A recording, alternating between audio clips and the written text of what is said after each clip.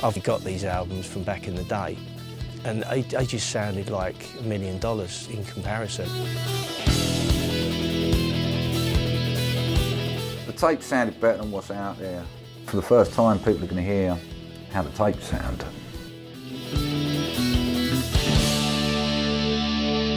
I've known Steve a long time. He trusts me. I mean, he's got a joke name for me. He calls me the filter, which means that obviously I get it first. If I think it's good enough, I give it to him. I don't sort of run the mastering suite in the same way as other people in the UK. I mean, my rig's a lot different. I'm a technician as well, and amplifier designer. So I use a lot of different gear, everything's modified. You can't just build a rig like this and expect it to sound like this. It takes careful nurture over the years, and you know, I haven't found a piece of gear I can't make better. I was flattered to be asked to do it, and I didn't really, when I got involved, I think I didn't realise the scale of it. They've been remastered before, let's get clear about that. And I'm quite aware as well of, I've bought remastered albums of bands that sound awful, and I wanted to make sure that this was something special.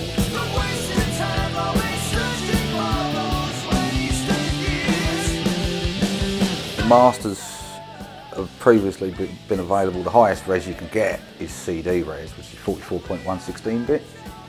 So now we've got 24-bit. But there are going to be new formats coming up that will be lossless. So obviously we've mastered this with that in mind.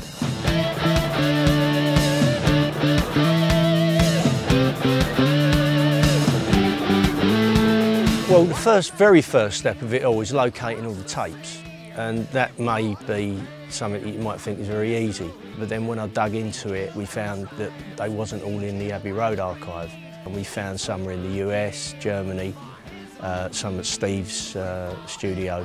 And it's not only master tapes, there would be copies as well, and sometimes the master tape may be not as good as a copy because it may have been used more. Maiden started with their first album was analog tape right through to, well, No Prayer was the first digital. Then after that you've got that tape, SCSI drive, and now more recently to hard drive. So I've been through every single format since 1979 has had to be dealt with. That's why we came to Abbey Road, because they've got the facility to run all that, and they keep them very well maintained, which is very important as well. When they come from the archive, I had to then make sure they were run okay. They usually don't, because prior to the 70s they used whale blubber in the making of the tape itself. They outlawed that, and then they put in a substitute, but it didn't last, and you need to bake them, weirdly, for about 3 days in an oven to get them so they'll run on the tape machine again. But no one knows really if the process can be ongoing. You don't know how many times it can be baked, so every time you do it may be the last, so that's why you have to make sure that when you're doing it, that might be the last time that tape will ever run. Getting those onto hard disks and storage that we have today is of paramount importance, really. It's in the interest of archiving as much as it is mastering.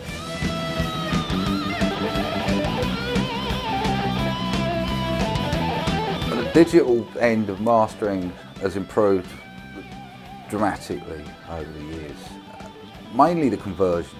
Well, it is the conversion, you know. So obviously with these Maiden remasters, anything that was on tape that had only ever really been digitised through poor converters. So you're going to hear much, much closer to how the tapes sound when they're playing back.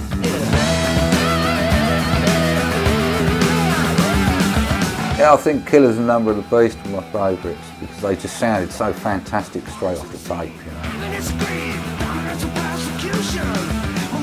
It's something that you can't define until you hear against the original. And I was so excited that I couldn't wait to get it to Steve to just hear it raw without any mastering going on.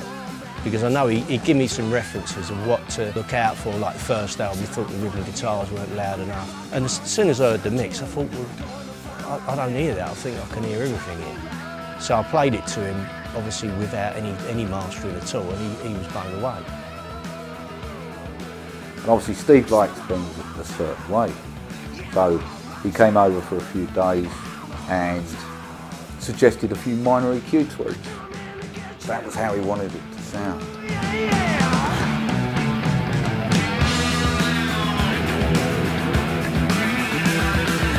It was finished and signed off in the beginning of March. That's a total of 19 albums, and some of those are doubles. You know, the first album I ever bought of Maiden was Live After Death, and working on that one was very special for me. But I think with, you know, something historical here, every band should do it, but obviously do it in the right way, and it made the project very exciting to work on. It was a massive sense of responsibility. I mean, this is a band with a seriously loyal following. You know? I mean, they got fans that live, breathe Iron Maiden. I hope they like it.